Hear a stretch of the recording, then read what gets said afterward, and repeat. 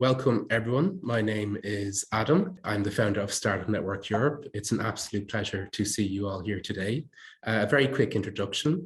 Startup Network Europe makes webinars for European startups, which attract thousands of founders and investors. Today, we're actually launching the European AI community, which is a community online for AI experts, founders, and investors, and it will be part of a much larger European startup community. We are co-hosting this event with the Transatlantic AI Exchange, a platform that accelerates and expands the global economic, social, and academic leadership of Germany and the USA in the human-machine economy. Through webinars, workshops, conferences, and one-to-one coaching, they foster exchange on AI between entrepreneurs, researchers, investors, and policymakers. Intel Ignite, a global corporate startup program for early-stage startups, launched in 2019 by Intel, first debuting in Tel Aviv and later expanding to Germany and the US. They help turn cutting-edge ideas into industry-disrupting technologies by giving ambitious entrepreneurs the hands-on mentorship, technical support, and business acumen they need to build world-changing companies. And twice a year, this may be of interest to some of you, they invite cohorts of 10 early-stage startups to gather in their offices where they immerse them in 12 weeks of workshops, mentoring sessions, and networking events tailored to their needs. And Intel Software is our other sponsor, and they aim to connect the worldwide community of developers on all things software and hardware, shape the future of technology to help create a better future for the entire world, and push forward in fields like AI, analytics, and cloud-to-edge technology. So folks, our plan for today is very simple. It's a 2-hour event with 25 different speakers in just 2 hours. Our first hour will have AI leaders, VCs, and we'll hear about Intel's global startup and developer community outreach program. And then in our second hour, we will have some AI startup and scale-up founders, incubators, angel investors, and experts in governance, privacy, and ethics.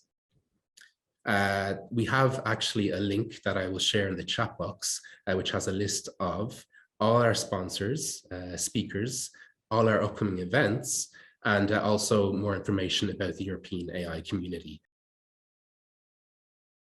Thank you, Adam, again. Good morning and good evening to the audience, and a big welcome to all 24 speakers today who offer to share their time and knowledge to all of you over the next 2 hours. My name is Thomas Neubert. I'm born and raised in Germany, a longtime entrepreneur living in Silicon Valley for over 30 years now. I'm the founder of the Transatlantic AI Exchange and also working at Intel's headquarters in Santa Clara, Silicon Valley, in the data center and AI cloud execution and strategy group. And yes, that's a mouthful. The first EU AI conference is targeting Europe innovators, innovation ecosystems, connecting them to the US, particularly to Silicon Valley. A month ago, the European Commission presented the European Chips Act to foster homegrown secure technologies. 20% of the global microchip production should come from Europe by around 2030. That is twice as much as today, and the market will double during the next decade. With focus on fundamental research, efficiency, new technologies, and market applications, the plan is to build an EU-wide network. All this requires a whole European approach. 43 billion euro of public investments will be support the CHIPS Act until 2030, and 80 billion euro total over the next decades across the entire semiconductor value chain will go into R&D manufacturing and advanced packaging. All this will create well-paid jobs, but equally important is that it will build a foundation to also nurture research and, equally important, startup opportunities. And that's why we are here. Allow me to provide a quick overview of our Transatlantic AI Exchange initiative. As Adam already mentioned earlier, the Transatlantic AI Exchange, we call it TAIX, is a platform that aims at accelerating and expanding the transatlantic knowledge exchange in the human-to-machine economy. We call it the so-called fourth industrial revolution. We foster exchanges on innovation, especially digital transformation and AI, creating the grounds for entrepreneurs, researchers, investors, small, medium businesses, and policymakers to build long-term partnerships. Again, a big thank you to our sponsor, Intel, who will share some exciting information about our developer community and the global startup program called Ignite. Ignite's mission is to accelerate groundbreaking startups.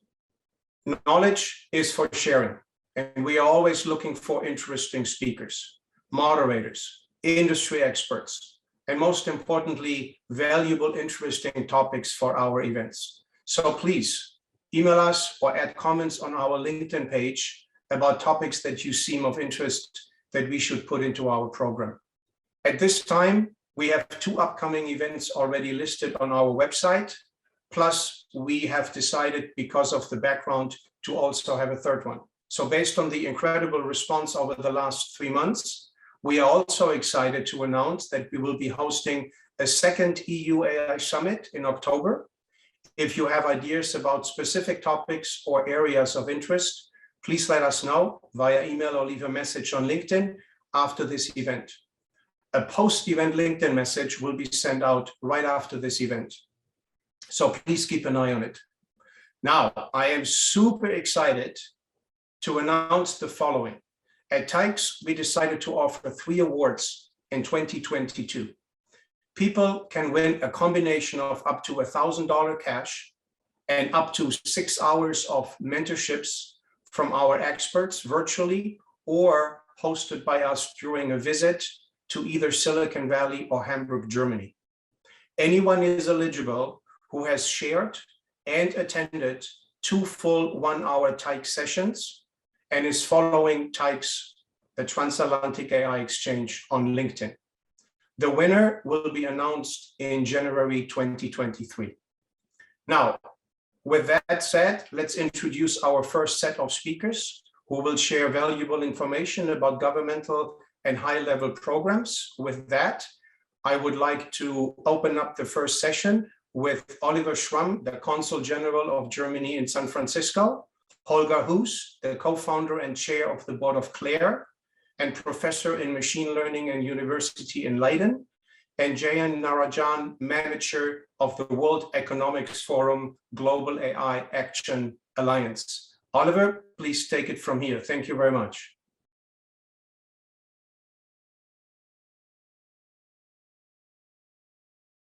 Good morning, or good afternoon, or good evening, wherever you are. Thomas, Adam, thank you very much for having me today.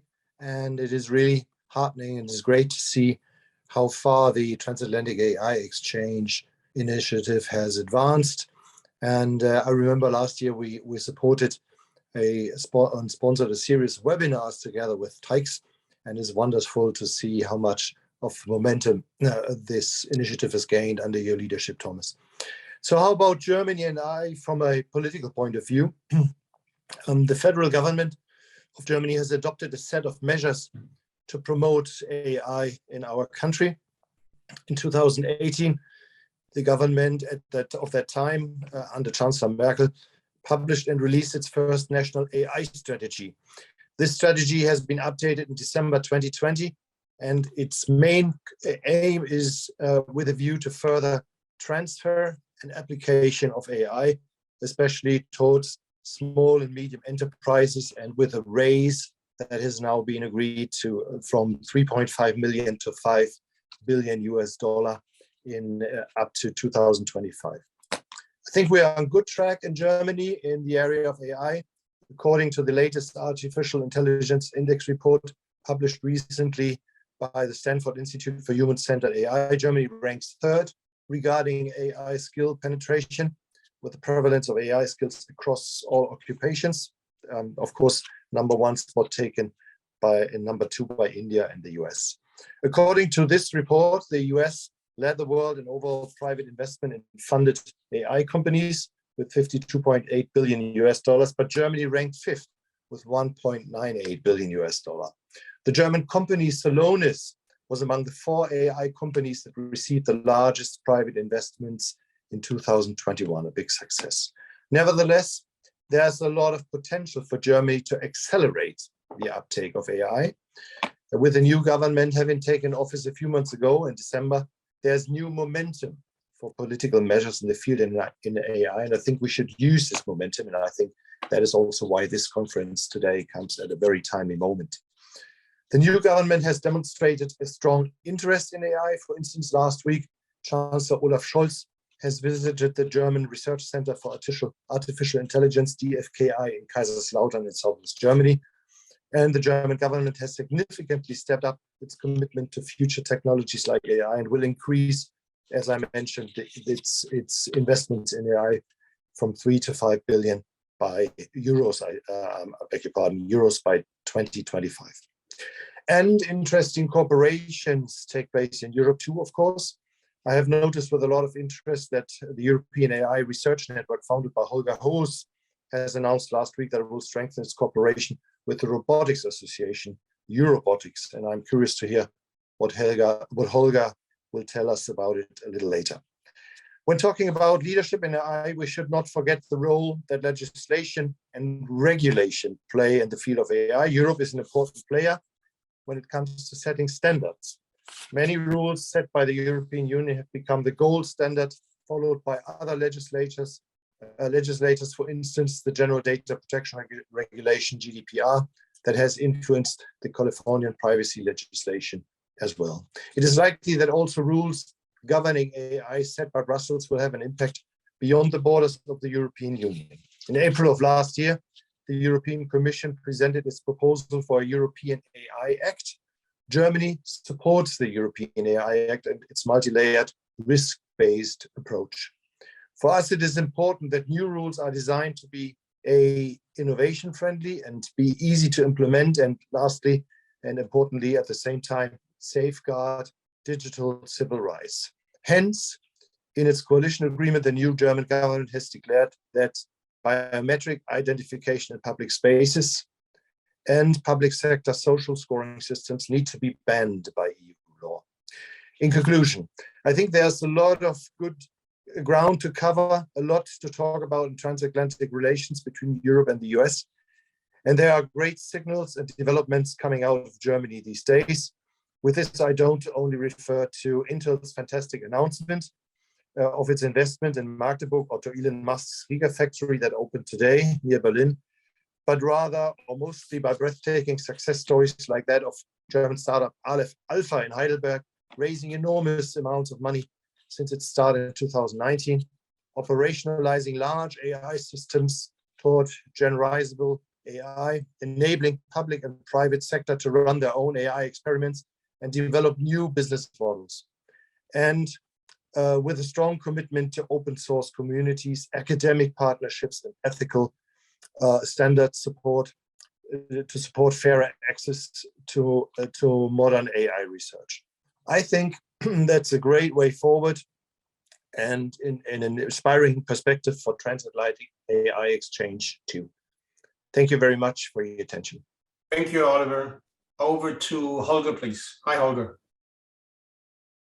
Hey, it's a privilege and a pleasure to be here. In fact, I'm no longer mostly at Leiden University. I'm speaking to you from Aachen in Germany, where I am in the great position to benefit from one of these mechanisms mentioned by Oliver, a so-called Alexander von Humboldt professorship, which I just took up in January. I'd like to share with you just a few very quick thoughts on why European excellence in AI is important, not only for Europe, but also beyond. And in order to illustrate this, I want to make two quick arguments. The first is that, in our world, competition is actually a good thing. What we don't want is monopolies, and especially we don't want monopolies in areas of great public and industrial importance. A very good example for that was the almost monopoly in the aviation industry earlier in the last century. As we know, a very determined European push has made this into an effective duopoly. And I would claim that we are all better off for it in terms of having more modern aircraft, safer aviation, and also more affordable air travel at our disposal. And so it is with AI, except that AI is, of course, much more important and much more versatile than aviation is. In particular, I think European activities in AI are extremely important because of the kind of AI that Europe is pushing for. And of course, Europe is not alone in this. Oliver already mentioned the Stanford Center for Human-Centered AI. And of course, such efforts exist not only in the United States, but basically around the globe. However, Europe and European and EU member states have made a very strong and public commitment to value-aligned, human-centered, and trustworthy AI. And as an AI scientist, I strongly believe this is the kind of AI that we need most. What we need is AI for good. AI that doesn't just create economic value. Of course, we want this. This is important for society as well. But AI that beyond that is actually aimed at helping us meet the United Nations Sustainable Development Goals, because reaching these goals will help us to meet some of the biggest challenges that as societies around the globe we share in common, such as climate change, such as the current pandemic and future ones to come, such as diversity, inclusion, and the responsible sharing of information. Finally, I think it's very important to embrace the notion of AI for all. And this is AI that isn't just to the benefit of the shareholders of a few large companies, but AI that is broadly relevant and beneficial to society. And the best way to do that, in my opinion, is to have and establish a strong, vibrant AI ecosystem that spans the globe, that spans all sectors of economy, that spans and it connects companies of all sizes, and that, yes, also prominently includes the public sector. AI is something that very much will determine the quality of life for everyone going forward. And therefore, everybody has a stake. The public has a stake, private companies have a stake. And it's very important that we align this around something that we can all believe in and push jointly for. I think AI for all and AI for good are two areas in which we can come together in this way. Thank you very much. Thank you, Olga. Great feedback, appreciate that. Jayant, what do you have to say from the point of view of the World Economic Forum? Thank you. Thank you so much, Thomas, Adam, and the Transatlantic AI Exchange for having me here. And a very warm hello to my fellow speakers as well as all the participants. So the World Economic Forum, where I manage the Global AI Action Alliance, is facilitating public-private cooperation as well as international cooperation on the topic of artificial intelligence. And no matter which leader we speak to, not just in EU or the US, across all countries, AI is very much at the heart of every technology transformation discussion that we have. From the forum, we are very much like a lot of the things that Oliver and Holger said. It's also something that is aligned with the views that the forum also sort of aligns with and works closely with its partners and with its stakeholders. But when we look at this topic of artificial intelligence, then Oliver, you mentioned that briefly, one of the most important pillars here is also the funding and investments that are going in. And this is where we are seeing that the US, at least the AI startups, still lead on that front in terms of the amount of investments that have been received. As per a report by OECD, I think US AI startups have received 174 billion in funding between 2012 and 2022. So in 10 years, that's the amount of money that's gone in. And we know that this is something that even governments have a role to play in. Even if you look at the government spending as well as the spending of European governments, in the American side or the European government, there's a lot of money going into artificial intelligence. For the US government, the amount of money that was spent in 2021 was around 6 billion. And that was already a 50% increase from the past year. And the European spending at the current rate at which it's going will also go beyond 20 million or 21 million by next year. And it's important to see when we're talking of investments, obviously a lot of this money is flowing into startups, but also a lot of money is being invested by bigger as well as medium-sized companies in their technology transformation journey. And when we speak of investments in AI, this is not just investments in the development of the technology solution itself, it's also the associated assets like infrastructure, like computing capacity, which you really need to scale up artificial intelligence and machine learning solutions. So a lot of movement on the investment side, and I think that's critical to really create a thriving ecosystem and that market, which can then also create jobs for all the skilled workers that are also actually being invested in over a medium to longer term horizon. because that's also one of the challenges that we see across all regions. This is not a short-term game. You can't develop data and AI scientists over 6 months. Sure, you can equip them with some skills, but not all of them. So that's one important element on the investment side. The other thing that we are also seeing is in terms of the transatlantic AI exchange truly, and Holger also mentioned this, Europe is really leading in terms of how they are developing these AI solutions based on values, based on democratic values. And this is also something that was discussed in the Technology and Trade Council meeting, which happened in 2021 between the EU and the US on the cooperation needed between these regions on creating innovation and AI solutions based on these common values. And this would very well also help as the world looks towards the EU, as the EU's AI Act will become a law after it's debated and discussed in the Parliament. And it'll also be important from a global perspective to have some sort of alignment on that regulation, because technology and companies work in a global setting. And we're already seeing some sort of similarities, for example, between the FTC guidelines in the US related to algorithms and some of the facets of the EU's AI Act. And I think there'll be closer cooperation needed over there in the interest of businesses as well as in the interest of government. So striking that balance really. And when we look at industry level cooperation, Oliver, again, you brought up some examples. One of the examples that I believe some participants and speakers here might already be aware of is, for example, the Melody Consortia in EU, which is an initiative on drug discovery involving European pharma companies. And the goal here is to really accelerate drug discovery by sharing the world's largest collection of small molecules by building a flexible, scalable, and secure framework for federated, privacy-based, and privacy-preserving machine learning. And efforts like this, taking them beyond the EU and facilitating this in terms of a closer cooperation between EU and the US would be extremely helpful, because this is how you then also lead the way at a more global level. So these are some of the thoughts, and the forum will continue to play its role in helping this cooperation at the international level as much as possible, and building the bridges between the private sector and the government, and striking this balance between innovation as well as governance of artificial intelligence and machine learning.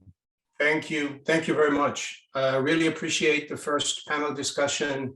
I learned a lot, and I would like to invite all of you, including the upcoming speakers, to create an individual tight session for a deeper dive 1 hour conversation with more, not more than 3 to 4 people. There's so much to explore here. We are right on time. That's very good. Let's go to the next panel. Let's dive a little bit deeper from the macro level down to the individual sections, CEOs from startup companies. The next one is going to be the investment community, represented by 3 excellent VCs with lots of experiences. The first one up is Andreas Unselt, the partner at UVC Partners in Munich, Germany. Then there is Samir Kumar. He's the general manager of M12, which is Microsoft Ventures. And then there's Rashmi Gopinath. She's the general manager at B Capital Group. And I would like to introduce Andreas first. Hello, good evening to yourself, to you all, and Thomas. Thanks a lot for having me here. I first want to chat quickly about what we're currently seeing in trends concerning European AI startups, and then elaborate a little bit on where we think that we could deepen the transatlantic partnerships. So generally speaking, the first wave of AI companies that has come up in the last 5 to 6 years was especially companies for implementing AI in vertical solutions. And that's mainly companies that grow to a certain stage, become very relevant for consumer, but also B2B technologies. And I think there's a new trend where we see more and more, let's say, platform AI startups that really try to build either a startups that a technology that helps EU to be more independent from other regions, or with the ambition to really bring their technology to a global scale. I think what's very interesting here is, and the previous speaker mentioned this already, that this new wave of AI will also integrate European values and standards, which are, for my opinion, unique and could be very helpful for other regions. So what's for me, and now focusing on venture capital, the key things, maybe not only looking what we could do better, but already what works very, very good. I think we've learned a lot from US entrepreneurs over the last 2 to 3 decades. Honestly, I think starting the whole European startup ecosystem was only possible because US and especially Silicon Valley really gave us a hand and helped us a lot in learning how startups and also venture capital works. That went mainly by having German entrepreneurs visiting Silicon Valley, but also other regions in the US, but also founding their companies there, collecting experience, coming back to Germany, being active as angels, VCs, or serial entrepreneurs. I think the European startup ecosystem has matured a lot over the last 10 years. And now it would be probably time to have more US entrepreneurs coming to European Union and starting their companies here, which will again give us a huge boost. So that would be my first vision, first invitation. I think the second thing is also the venture capital scene has matured a lot. I mean, we're an example for this. When we started in 2011 as a young venture firm, we had 25 million in fund size, and everybody was saying wow, because that time a private fund with 25 million in size was really astonishing in the area of deep tech. Now we have 10 times the size, and we're just a mid-core fund in terms of size. But still, what we see is that when we are building unicorns, we're building more and more unicorns. We've just crossed over 100 unicorns in Europe last year, that we need US funding and international VC firms to also support that firms, because we still don't have that huge funding here in Europe. But I think now it's the time for, and this partnership is working a lot, and I think can be improved partially, but I think that's on the right track. I think now it would be great for US LPs becoming more accessible for our venture scene here. This is also working partially, but still for us, it's very hard to go to US and to fundraise.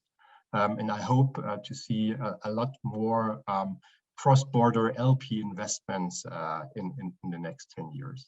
I think what we're seeing as a trend, and I mentioned this a little bit before, is that we have more and more really large startup scale-ups that are also going to internationalize to the United States. And I think where we could support us is that we see a lot of US startups are staying US, maybe for good reasons, because their home market's really huge, and only the very, very large companies really then come to Europe, and the other way around. But we see more and more also of our portfolio thinking about, once we did our initial internationalization within Europe, that the United States is the next target market. But it's still very costly and very complex, and we're still lacking experience how to internationalize fast in US. And maybe I see the same problem for medium or smaller size US startups coming to Europe. And I think having a community in both directions where we could help those startups getting to know the ecosystems here and starting maybe from Munich to then scale to whole Europe, and for a German startup maybe starting in San Francisco and then scaling to US would be really a thing where we could help our startups to really grow faster. So Great. that would be my 3 wishes, and I hope I'm in time. Thanks, Thomas. Thank you very much, Andreas. Appreciate it. Over to Samir. Thanks, Thomas. So, I think it's fair to say that, yes, there's always a need for more capital in Europe, bigger rounds, bigger VCs. But I think if you look at 2020 to 2021, we saw an almost 200% increase in the number of US VCs participating in European deals. And no small numbers, over $70 billion or 70 billion euros worth of VC deals, over which I think is about over 2,000 deals in which US VCs were involved. So the number is growing at a healthy clip, but there are still opportunities for improvement. Certainly one area that I've kind of researched and reflected on is when you think about European LPs, and especially things like pension funds, we need to see a greater allocation of European pension funds taking positions in VC funds and allocating capital like they do in the US. I think that will be a great catalyst for seeing larger funds, more funding activity happening in Europe. So that's one thing I would call out. As I was listening in on this panel and previous speakers, it's very true that Europe is leading the charge in thinking about values and ethics around AI. And certainly that is now also coming up in regulatory motions that are happening. The big AI regulation that happened at the end of last year as a follow-on to GDPR. I think that's also an opportunity. How do both startups, large organizations, how do they deal with making sure they're complying with these regulations? So where there is new regulation, there's opportunity. And I think European startups could maybe lead the charge on compliance automation for helping organizations get comfortable that they are in fact complying with these new regulations and new laws that are now on the books. I would also say, if you look at the new European regulatory landscape, it's very clear on what are considered sensitive use cases, what are risky use cases, but it's not like the regulation says you shouldn't do those. There's a very clear playbook on how to do those in the right way. And that is then also backed up by government incentives to help fund those companies that decide to go into those sensitive use cases and are committed to doing those in the right way. And so that's another thing companies should be thinking about, that they will get government support if they follow the rules, do sensitive use cases in the right way. There may be additional sources of funding that they can tap into. One other thing I would like to call out, having done now a handful of investments in Germany and Austria, I really think there is an opportunity for the digital transformation of the government bureaucracy that overlooks or oversees startup, funding rounds, startup paperwork, company incorporation. Frankly, this is a very, very painful experience. And for many US investors, this can be a bit of a shock. I've had investors tell me that it takes more paperwork to do a $50,000 investment in Germany than it took to do a round of hundreds of millions of dollars here in the US. And that could be something that they would probably never, ever want to go through again, given how painful the process was. If you think about the notarization process and how lengthy and antiquated that is, if you think about the powers of attorney and wet copies of that are required anytime you change anything to the cap table, if you think about just the back and forth and the amount of paperwork that goes into it, the audits that are required, the disclosures that are required, they are far in excess of what is happening here in the US. And I think it's doing a disservice to the community, it's doing a disservice to founders and to VCs, and being able to be agile and close the gap with what's happening in the US. And I think that's also an opportunity. It will require a partnership with investors, with the government, and also potentially an opportunity for innovation to help catalyze that digital transformation. And how do we make this entire process of funding startups in Europe much more streamlined than it currently is? Now, as far as areas, technology areas, I'll be very honest. I see very similar things happening in the US that we see happening in Europe. You certainly see centers of excellence in terms of academic institutions, from where the leading research labs are then, the people in those labs are going off and starting companies. Certainly vertical AI, and whether it's in healthcare or in automotive, industrial automation and manufacturing is maybe one area where Europe stands out a little bit more, given the very strong industrial manufacturing base, especially in Germany, but Europe more generally. But other than that, I don't see vast differences in terms of technology problems with AI that US companies are solving versus European.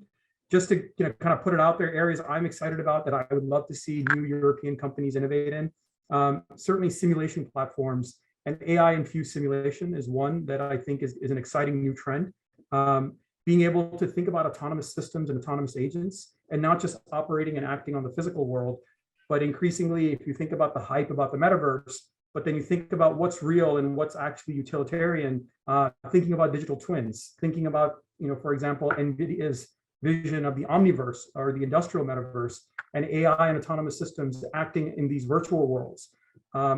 Thinking about synthetic data generation and creating platforms to generate synthetic data across all different kinds of use cases, and truly as a platform versus doing something very custom or professional services oriented, which is typically what we've seen from synthetic data plays to date. So these are the kinds of things that I would be very excited to see more of in Europe. I would certainly expect more innovation in robotics and AI. Again, tying back to the strong industrial manufacturing base that exists, and especially in Germany. But overall, I think we have great universities in continental Europe, in the UK, and from there we're seeing new innovations in almost the same areas that we see also coming out of US academic institutions, and in addition to the tech giants. Thank you very much, Samir. Rashmi, welcome to the panel. Thank you. It's really exciting to speak with this amazing group of people here, and really insightful pieces of perspectives that were shared by the other folks. For me personally, it's really exciting to see the rapid innovation that we're seeing out of Europe broadly, the DACH region, and Germany as well in AI, and in the newer market innovations across, I would say, the broader technology landscape. UK and Germany, definitely the top two within the European markets, where we're seeing a lot of innovative technologies coming out of, and that was also represented in the funding numbers that we have seen continue to increase over the last 2 to 3 years, over 8 billion funding going primarily even just to German tech startups, as well as I would say the emergence of really interesting startups across a variety of different sectors, where in the past, I would say a lot of the innovation was specifically tied to robotics or autonomous driving. We're now seeing that expand into areas like CreditWatch providing, CreditTech providing in the SMB and mid-market financing space, or Ada Health on the personalized healthcare space, Gorillas in last mile delivery, Salonis we talked about. So it's really very exciting to see a bunch of these highly valued market category leaders emerging in other sectors beyond, I would say, the core expected sectors on the industrials and the manufacturing side. A couple of things that I wanted to call out in terms of opportunities that the folks on this call should maybe think about. I would say the two key opportunities, especially for startups and the regulatory frameworks in Europe, one would be around the access to talent. The best companies and the best technologies are primarily attributed to top talent and world-class talent that we see in countries like US and China and other regions.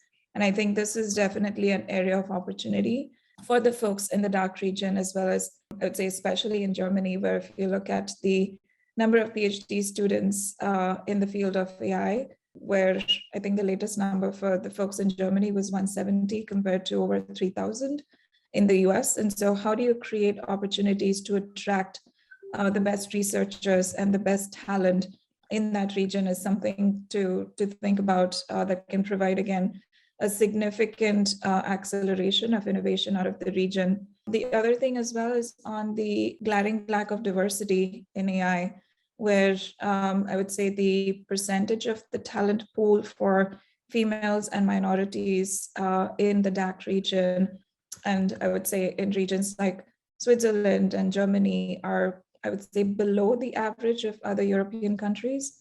And so addressing the underrepresentation of female and diverse talent in the AI community would definitely be great to see more done around that.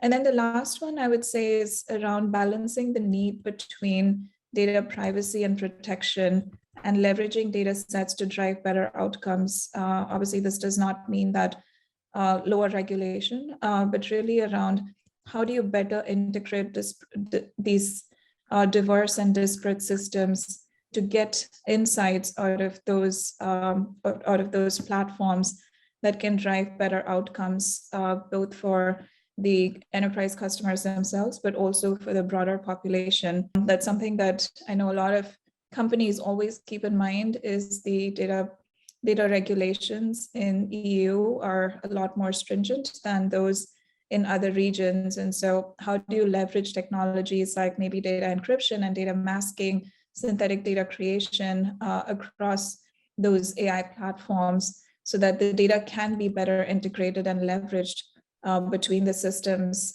while also balancing the need for privacy and data protection.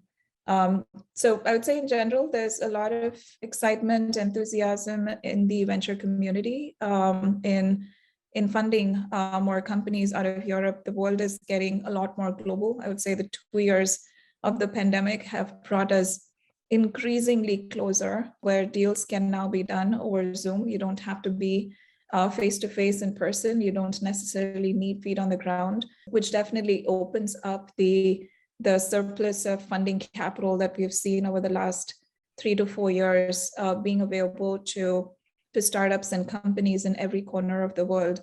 So while that happens, I think the more visibility and awareness that companies in the transatlantic region can create for the investors in the US and other markets, I think that definitely is going to yield much better outcomes for all of us globally. Great, thank you. Rashmi, thank you very much. 2 takeaways from my end. One is there was so much content, valuable content shared over the last 15 minutes by the VC community. I have to definitely revisit the video recording. And second of all, I think the topic itself is worth a dedicated transatlantic AI exchange topic around VCs in the upcoming months. So incredible value that was shared here. Thank you very much. Thomas, if I can just add to that, we shared some polls during surveys during the last session, and this is incredible. 1 in 3 people attending this webinar right now are looking for investment for their company. So good luck to everyone looking for investment. I will share something in the chat box where you can see more information about the VC speakers and their VC firms. And also, in terms of location, it's very diverse today. We have lots of people from Germany, lots of people across Europe, but also people from India, I believe, and the United States and the United Kingdom. It's really interesting to see this sort of dynamic. And finally, in terms of attendee roles, this is very interesting as well.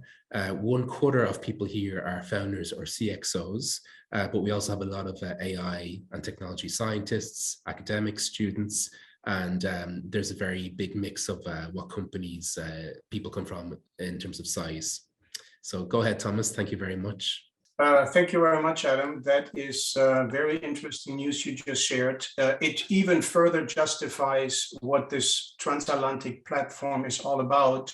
So if you go on our website, there are previously 9 sessions equal for 1 hour deep dive conversations about startups and founding and transatlantic businesses.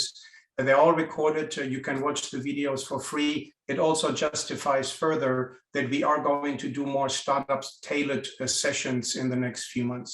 So I'm inviting everybody to participate if they'd like to do so. Moving along, we are now into the next panel of this conversation. I would like to introduce our sponsors, Intel. On one side, there is Joe Curley, is the Vice President and General Manager at Intel Software Products and Ecosystem. There will be Zach Weisfeld, he is the Vice President and General Manager for Ignite, the Intel for Startups initiative that we have pulled off a few years ago, and we are going global now. That one is going to be a recording. He had a conflict, but he didn't want to miss to get his message across. And then last but not least, we also invited one of the Intel Ignite participants, a startup company out of Germany. And I would like to introduce Tristan Rolliard. Also, he's the co-founder of Hasty. With that in mind, Joe, welcome this morning to the panel.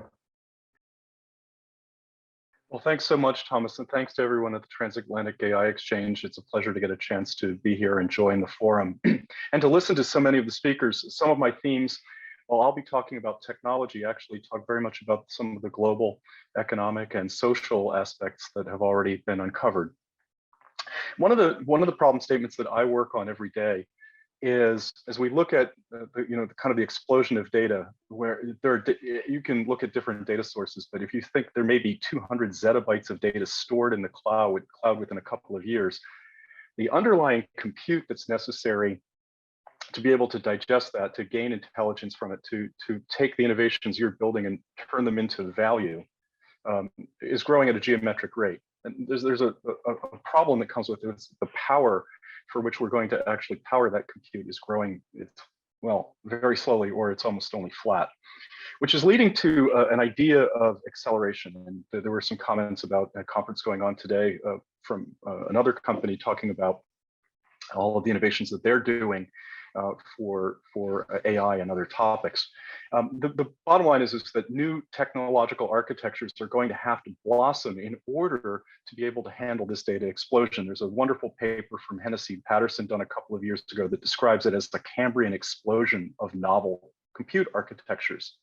Pretty exciting times in terms of innovation, especially if you're starting up your business and you're looking at how Europe can grow the semiconductor industry and what types of products will serve the AI explosion. There's a problem with this, though, which is how the devil does anybody ever program one of these things? One of the things we hear all the time, I was just speaking to some scientists at CERN, is these novel architectures are lovely, but I have to rewrite my code and take years in order to be able to utilize one of them. And once I've done that, I'm stuck, because the problem I run into is that the 3 or 4 year investment minimum in order to handle one physics application grinds science to a halt.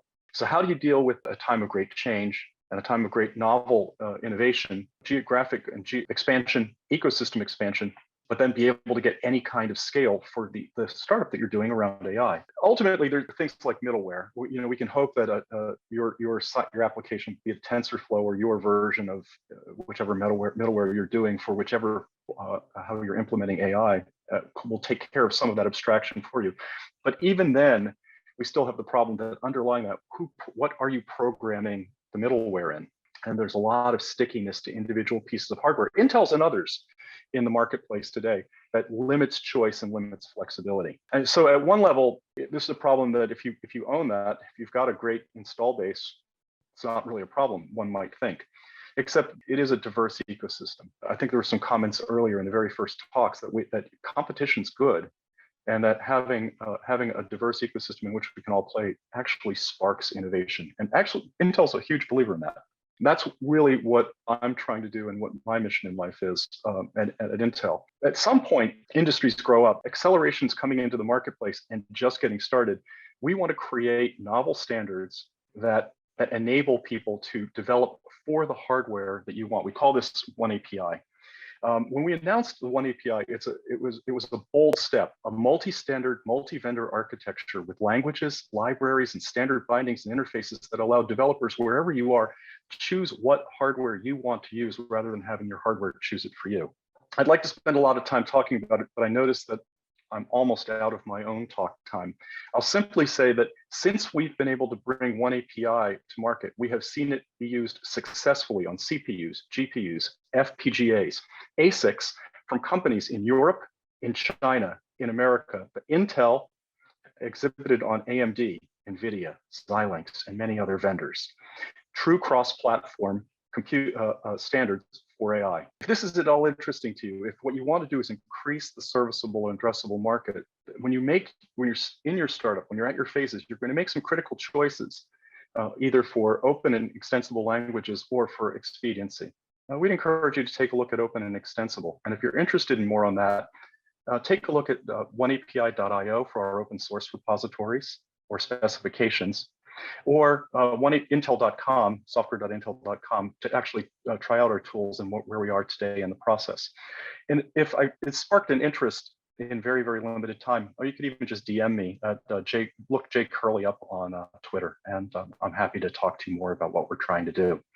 Now, let's move from the idea of a product that opens up ecosystem to ways to help evolve your startup. And I think my comrade Zach will come in and tell us about in just a moment. Thanks, Joe. So if you've heard, we're all about openness and acceleration, time, performance, and revenues, which I'm sure that most of you are going to subscribe to. My name is Zach Weisfeld, and I run Intel Ignite. Intel Ignite is Intel's early stage startup program. It's an acceleration program, and it operates currently out of 2 locations.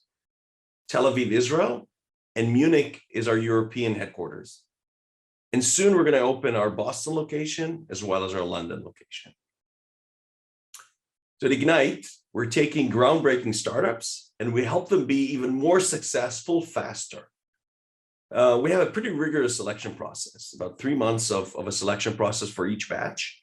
We accept only about 4% of the companies that apply. It's a 12-week, very intense program. It's a high-touch program where we open up all of our access to markets, experts, mentors, technologists for startups that are trying to break through their specific area of expertise or IP. And our portfolio has grown more than 400% in these past couple of years that we exist. Lately, we also grabbed the #1 spot of the top startup accelerator program in Tel Aviv, which is a very a competitive market. We got awarded by Geek Time, which is the leading tech blog of Israel. So it may surprise some of you that we take companies that not only are hardware, semiconductor, or silicon companies, we take a lot of companies in the AI space. So actually more than 60% of the startups that get accepted to Ignite are either developing platforms for AI or are leveraging AI for their needs, for what they're developing to the world. So they're using AI to solve real world problems, right? Building a variety of solutions out there. So we're seeing massive usage and deployment of computer vision, NLP, neural networks. And we believe that AI is a great opportunity for startups to leapfrog current incumbents. And also what we see is that AI fuels a lot of the funding rounds that are happening right now and the valuations, which are the highest ever in the startup world. So what are we looking for? We're looking for startups that have great technology. So they have real IP, their technology, very strong teams. We like pretty balanced teams. We're looking for startups that raised more than $1 million. We don't want you to starve while we're working with you on the product market fit of your solution. As well as we're looking for teams that are willing to learn, because we're a very mentor heavy program. We bring a lot of people to help you learn about the markets you're in and help guide you through that journey. So you need to be open to learn from that. And if you want to learn more and hear more about Ignite and about how Intel can help you as a startup, more than welcome to go to intelignite.com and learn more about us, about the portfolio companies. So you can probably see a lot of companies in similar spaces that you're at, and also how to apply. We're currently in the process of accepting companies to our batch 6 in Tel Aviv and our batch 3 in Munich, in Europe. So if you're a European startup, I think there's not a better time in history to be successful, leverage a company like Intel in making you more successful. So join us and apply to Intel Ignite and let us help you be successful. We want to co-create great technology future together with groundbreaking startups. So thank you very, very much, Thomas, for having me here, and we'll be more than happy to answer any of the questions you have. Thank you. Great, thank you. And right over to Tristan, who was actually participating in one of the Ignite batches. Tristan, why don't you share your viewpoint with the audience, please? Thank you. Thank you, Thomas. Yeah, to start with, we're Hasty.ai. It's one of these platform AI startups that Andreas was referring to in his speech earlier. If we start with the premise that today companies are defined, or their competition is defined by the need that they address as opposed to the sector they traditionally came from, the need for such companies to add value-added services to their products to differentiate them is ever increasing. With that in mind, Hasty works together with agriculture, construction, logistics, and medical startups to add vision AI to their products and services and make it faster and easier for them to do this reliably. We work together with Intel with the Ignite program because it's quite clear where Hasty and Intel are ecosystem players and complementary players. Intel provides the compute power and the install base that AI runs on top of, and we sit very nicely on top of some of this middleware that Joe was referring to in his speech, OpenVINO specifically in this case. So we sit very nicely and neatly on top of OpenVINO to help companies train those AIs more reliably and faster and to implement them. So to open up the use case for companies that are looking to do that. The Ignite program's got two major components to it. It's mentorship from internal and external mentors at Intel. For us, this was wonderful. It really provided 4 to 5 concrete opportunities through various departments, one of them being Joe's department, and we're very excited about that. The second part that we did was an exchange between experienced founders that spoke on relevant topics throughout the program. So the weeks are themed, and they get fantastic founders to speak to us about these themes throughout. So they're learning from those experienced founders from their actual journeys, as well as founders from our cohort, from our batch peers. We had incredible learnings from. So our takeaway is we did change the way we ran our company as a result of the Intel Ignite program. We had very concrete takeaways from it. They totally delivered on the ask in the beginning. They asked us what we're looking from the program. It was delivered in terms of real concrete opportunities of what we can do together with Intel. We have 4 or 5 of those. And I would say they over-delivered on aspects we didn't anticipate. I'm generally rather skeptical of such programs. I was not expecting much going in with starting the conversations. When I met the team that was running the Ignite program, Alois and Kate, and the more I spoke to them, the more excited I got about it. And as we did the program, throughout the program, I enjoyed it more and more. And so completely would recommend it, have recommended for startups to go in. So if you do your Net Promoter Score, I would say relatively high from that perspective. So for us, it was fantastic. So thank you, Thomas. Over to you. Excellent. Thank you very much for joining this panel section. Greatly appreciated, and good luck to you. One last thing, I'm actually in San Francisco at the moment, although we are Berlin-based. So if anyone, I see there's a large US contingent here. If anyone wants to meet up for a coffee and a beer, happy to do so. Aren't we living in the virtual world? This is amazing. So having said that, the next panel discussion, I'm really excited to introduce the moderator who will walk us through the next panel discussions with some really, really incredible seasoned startup CEOs who have in itself an incredible track record. And they will talk about value creation and how do you know you have the right idea. With that in mind, I'm honored to actually introduce Mark Hawkins. He's the former president and CFO emeritus of Salesforce, has an incredible history with Autodesk and Dell and Logitech and many, many others, including a series of board members of cool companies. So with that, Mark, happy that you are able to join us and take it from here. Thank you for the kind introduction. I always wanted to say live from New York. I'm on Wall Street addressing a number of different things. But I didn't want to miss this. Thomas has done such an amazing job with this forum, and it's honored to be just a part of this whole dialogue, which is really shaping all of our future with an incredible list of entrepreneurs who are really doing startups and scale-ups, and that's something I've spent 40 years doing. And so truly an honor. And each of the panel will have a chance to introduce themselves, but it's a distinguished panel, so I'm just honored to do that.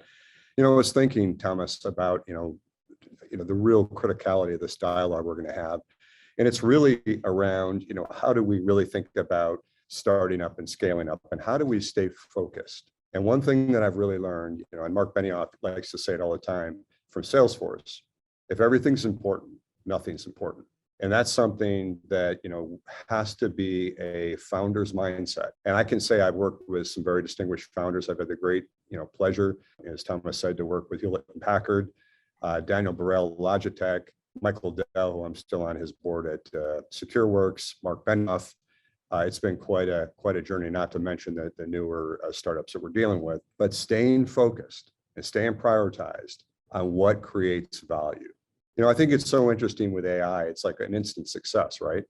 It took 50 years to get here, to get through the hype cycle. And now there's all kinds of use cycles. And when you hit into use cycle where you can solve a specific problem, a need that's unmet in the world and you pursue it with just a tremendous tenacity, the ideas become bankable and the ideas become actionable. And the ideas become super exciting to go ahead and start up and scale up. So that's what we're here today to talk about. Couldn't be more honored to do that with the group of folks here. My last comment before turning right over is that when we're focused, the North Star for me has always been values. Values drive value. And they've been the North Star for us: customer success, trust, innovation, doing something, equality, doing something better than anybody else in the world has done it, and solving a problem will bear beautiful fruit and will be a great journey. It won't be easy, it'll be bumps along the way, but what a journey it'll be. And on that note, let's go right into the discussion. We have so many good people to talk about that, proven entrepreneurs who are really making a great progress. And Cyriac, why don't you start out with your thoughts and we'll go from there. Yeah, great. Thank you, Mark. I think I want to latch on to what you just said about Mark Benioff and his story, because the question really is, when you're an entrepreneur and you start out, you try to develop an idea and you try to be as rigorous as you can, and then you got this list and you're staring at it. You've got this list of 5 ideas. Maybe you whittle it down to 3, then to 2, then to 1, and then you stare at that one idea and you wonder, not only are you in love with it, but at the same time you wonder how you're going to sell it. And then maybe, every now and then you start doubting yourself. Is this idea really, is it worth it? Am I going to bet my next 5, 10 years on this? Yes or no? And that's what we're trying to address here today. So in other words, the question is it another Salesforce level idea or is it not? Let me give you a couple of thoughts on this to kick this off. And I'll tell you what I do. Perhaps that's helpful when I try to analyze whether it's worth jumping into something or not. The first question I ask myself when I look at the idea is, I try to forget it as fast as I can. And only those ideas that I still can't forget, even though I tried, might be potentially interesting. And that already kills about 95 out of 100. I'm pretty good at forgetting stuff. So then the next question is, how big is this market? And you might argue, well, it's a new idea. How can it have a market? Well, it always plays in something. Even though there were no social networks, there was an advertising market. So the question is this a greater $10 billion total addressable market? Some people might say 10 billion is a little high. Isn't $1 billion enough? If I have $1 billion in revenue, I'm great. Well, that's true, but you won't get the entire market. So 10 billion is kind of a minimum for me to find it interesting. The next question is much more important, and that is, many ideas are good, very few are outstanding. And that is the biggest trap of all. Because now you're staring at your idea and you find a lot of good reasons why this thing is good. That there has to be a way to lift up a car. There has to be a better keychain. There has to be a better remote control. All of that is true. But is that really a great idea or is that a good idea? And I'll tell you what, the problem is when you look for money and when you look for customers, the only thing they're going to jump on are the outstanding ideas. And the other ones get buried in the sea of good ideas. So how do you do this? Compared to the potential of the web, online shopping, CRISPR technology, heck, even the light bulb. So how do you do that when something is a totally new idea? How can you find out if it has that potential? Imagine what would be possible if it did work. For example, imagine that somebody had the idea to say, what if driving a car had zero impact on the environment? And here we are gas guzzling away, right? 30 years ago. And then somebody said, well, what if it could be electric? Well, that's not sufficient because that just means we produce energy in a different way, somewhere in a coal plant. But what if we charged it by solar? Okay, well, that's great. Now it's better, but we still are using very dangerous materials for the environment. So what if we made it of recycled materials, of reusable materials? What if there was a biodegradable car? So now you're thinking in a completely different scale. Think about chronic disease as an example, like diabetes. What if it turned into a movement to change lifestyles rather than a duty or some chore? What if it became cool? Or cancer, what if cancer revealed itself instead of searching for it and then automatically self-destructed? So in other words, when you have an idea for a new technology or a new concept, think about what would happen if it did work. The next question is, what would not happen if it didn't work? Imagine the world existed with your idea and then you took it away again. Imagine a world where your idea is omnipresent and everybody uses it, and then you took it away. How big a letdown will that be for people? That to me is one of the most important tests of all. Imagine a world with your idea omnipresent, and then take it away and look at the impact. And then lastly, why now? What is the delta? What's the change? What's the technological change, the societal change, the regulatory change that you're banking on, that you're jumping on? And then what are your moats, short-term and long-term? How do you defend yourself against competitors? Short-term, you might say, oh, I got a patent, or I got a deal with a big player. Well, that's great. That's a short-term advantage. That's good. It's called an unfair advantage. It's not a long-term sustainable advantage. The next one, the long-term ones, are much more important, which is increasing returns dynamics, where more people join, the better it gets, for example. Not everything is built that way. Another way could be a brand, a really powerful brand that you're building. A third one could be some very deep technology that's extremely hard to copy over time because you keep iterating on it while others are just trying to catch up. And the final question is, why you? Why should you do that thing? Why are you going to make it a better idea? Just because it's a great idea or even an outstanding idea doesn't mean it should be realized by you. What can you do better than what anybody else can do? So I'll stop here and I hand it back to Mark. Well, thank you very much, Cyriac, for some very inspiring and thoughtful commentary. I'll address a few things at the end, but really spot on. So I'd like to turn it right over to Alexander for a few minutes here to give his thoughts. Thank you. Thank you so much, Mark.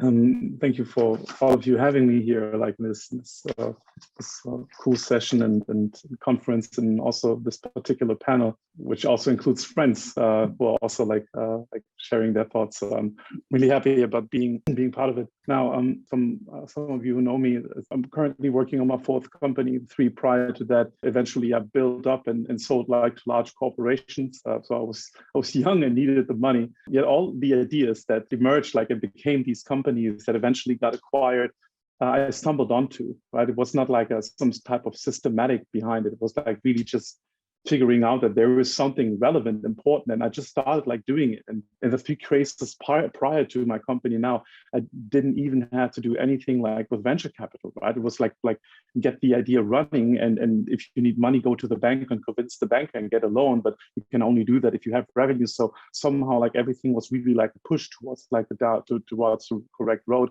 When I finally in 2014 I was out of my last earnout, I was really thinking about doing it differently. I wanted to go with a methodological approach, a systematic approach, to find the right idea to pursue. And I had the luck that prior to that I was in Stanford, both at GSB as well as at D School, and they taught me about design thinking, and I learned a lot of great methodologies and about culture and strategy and how to put everything together into something that is remarkable. So I came up with a prioritization matrix for myself, so that every time I stumble upon an idea, I have really this large model that I go through and try to figure out how do these reflect in the different categories and the different vectors that are important for making an idea successful. And so it is not just about the potential for revenue, the total addressable market or the earnings, but also whether it's easy to explain. So can I explain the idea between 2 subway stops to a total stranger, or the visibility? So can future non-users observe the users of that idea, of that new concept? Put it differently, is it a Tesla that everybody sees when you buy it, or is it a herpes cream that nobody wants to talk about, right? So those kind of things are also involved in this complete self conversation that I have when I try to understand whether an idea is good or not. But it's also like aspects like whether do I really control the resources that are necessary in order to implement at least like the first or the second stage of such an idea, because otherwise I really quickly get to a point where I maybe have a great idea, but I'm simply incapable of getting it up and running, and I might lose time on that. And then of course, which is like one of the most important aspects, I think, like in the complete heuristic, and is really like a very complex form. It's like takes me 20 minutes like to write down every idea, and it comes up with a score to tell me like where to put my attention to, which type of idea should, so to say, get like my full focus.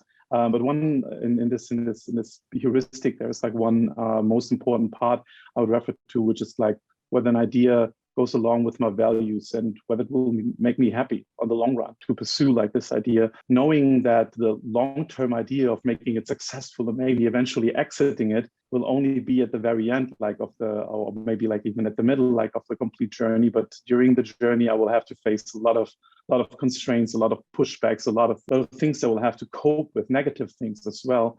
And will the idea provide me with enough motivation and with enough strength, like really to sustain through these hard times that every entrepreneur knows about, and everybody who wants to become an entrepreneur should totally be aware about. There will be these times. Now, kind of interesting, like I entered in 2014, like particularly with this concept, with this model, I went to South by Southwest in Austin, like to find like my next new idea, and was unfortunately the witness like of an accident where many people died, and the only reason for that happening was that information that was actually available, like in sensors, in the police, in the smart cities, controls rooms, and even like on the smartphones of the people who were observing that, was not brought like into one common place. So at the very end, with all of these heuristics, I stumbled actually like on the core idea that formed like my today's company, Ava, which is all about being a little bit, like the weather forecast, but not for wind, rain, and sun, but for crime, terror, natural disasters, every type of critical incidents and risks. Only later, I took this idea like through my great heuristic, and again, like it ended up very, very high, because it drives like also like this powerful force of keeping me motivated, like in the people that work with me on this idea. But this more or less like gives a rough idea like on how I try to come to the right idea. So there is like a methodology and a system, but at the very end, it are really like these moments that capture one's attention and say like, okay, there is really a problem that needs to be solved, and it has to be solved regardless of whether it's regardless of the details of the idea. So there is really like a push to drive something forward. Tremendous input and inspiration there, Alexander. And just where you spur that idea is just terrific. Thank you so much. Maybe this is a good time to turn it over to Ted to also share some inspiration. Appreciate you having me, Mark. Thank you. I have to rewind a little bit in my head. So I was employee 27 at Data Robot, where it's like 1,600 people. So our journey has been long, and it's exciting to scale, but it's a little different, I think, than the two founders we heard from previously. Rewinding in my head to when I was like a budding data scientist. For me, I was usually, in all honesty, I was gambling on basketball using machine learning. And I had spent 6 months crafting an algorithm, trying to identify win probabilities for teams. And over lunch, through a friend of a friend, I talked to the founder of Data Robot, and he said, hey, we're looking for new data sets. Why don't you come by the office? And so I did. I went to the office. It's above at the time, a really crummy bar in Boston. We had no customers. They had no customers at that point. And he said, hey, let's have the data. Puts it in. About 30 minutes later, I'll never forget it, an algorithm called the NIOStream kernel SVM1. And I remember thinking, I spent 6 months of my life trying to have an optimized algorithm here. And an algorithm in this platform was identified in 20, 30 minutes. And I had never even heard of that type of algorithm, that specific type of SVM. And I said, well, there's got to be something here. So fast forward a couple of weeks, I then become the director of customer success when we had no customers, right? So I'm involved in all these conversations.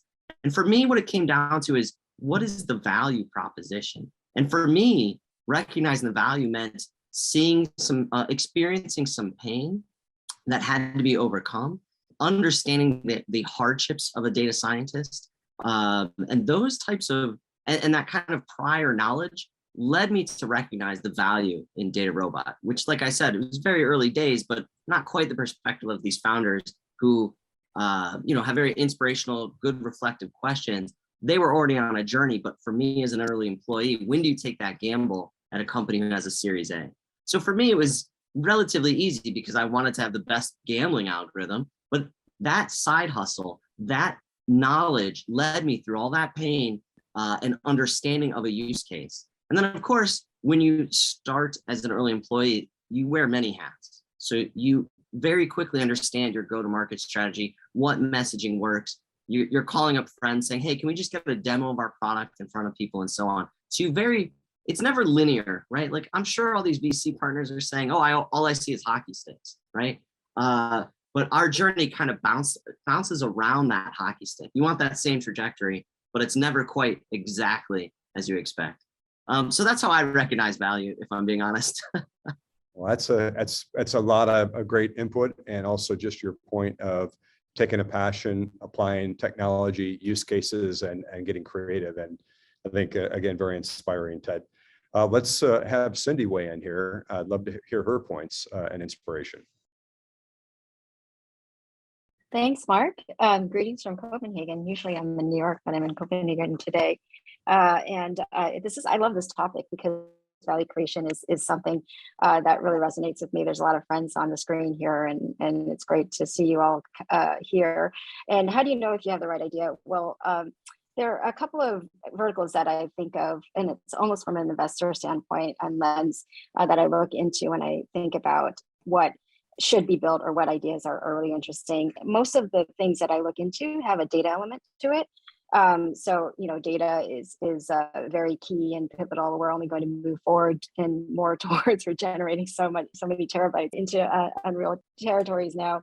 So with data, that's like the first element. The second is what are universal, simple ideas that tend to be a problem for a lot of people, regardless of their geographics or regardless of their, even occupation, so to speak. And one of them, actually in 2014, Alex, one of the first people that Alex told his idea about AVA and public safety. And I said immediately, yes, right, immediately. It's a universal problem. It's subjective, depending on which part of the world you're in, depending on how old you are, et cetera. And it's a problem that needs to be solved, especially for women, right? We're talking a lot about diversity and what that play is.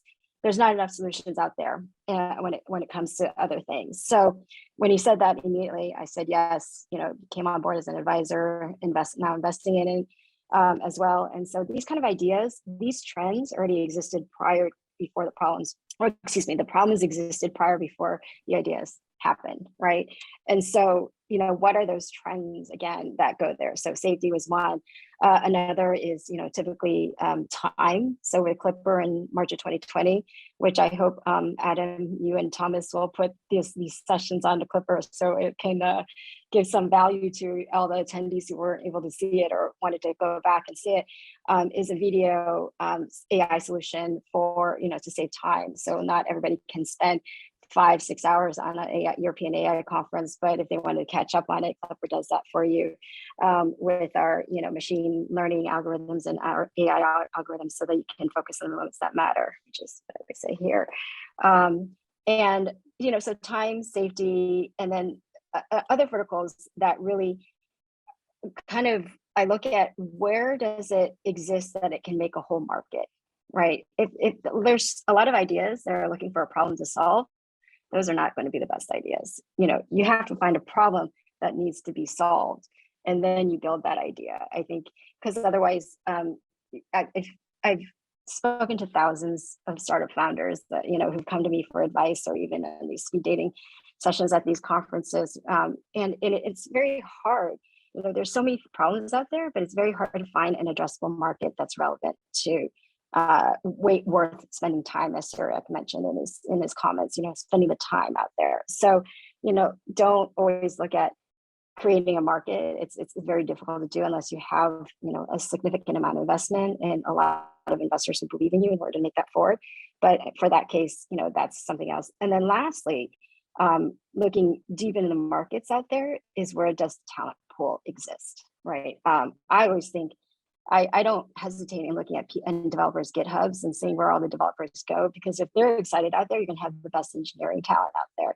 So, you know, and there's going to be more attraction, there's more community, there's more people talking about it, more excitement, et cetera, because something cool is happening, right? You can just see the energy because it's in the Discord, it's on Twitter, it's on, you know, Snapchat, whatever it is that you use, LinkedIn, you know, and all that. I think everybody could see this from LinkedIn. So those are kind of the areas where I look at in terms of value creation and what makes a great idea and what's worth the time on it. And hopefully, you know, you can create a stronger relationship with your customers or a stronger relationship with your community and build from there and leverage on that. So that's all I had to say. Thank you. Cindy, thank you for that. Tons of great ideas from every one of you. You know, you and Ted and Alexander and just Cyriac and just, you know, the whole dialogue has been inspiring. Just a couple quick takeaways. I'm going to turn it over to Thomas because I know time is tight. I took notes to synthesize. Don't be afraid to be scrappy and pivot when you're learning and trying to find these answers to the right thing. Just a quick notion that might surprise you. HP started out in the oscilloscopes business, ended up in the computer business. Dell started out in computer services, ended up being the hardware supplier of the world. Logitech ended up trying to do software, ended up discovering a mouse. Don't be afraid as you've innovated to pivot and learn and integrate.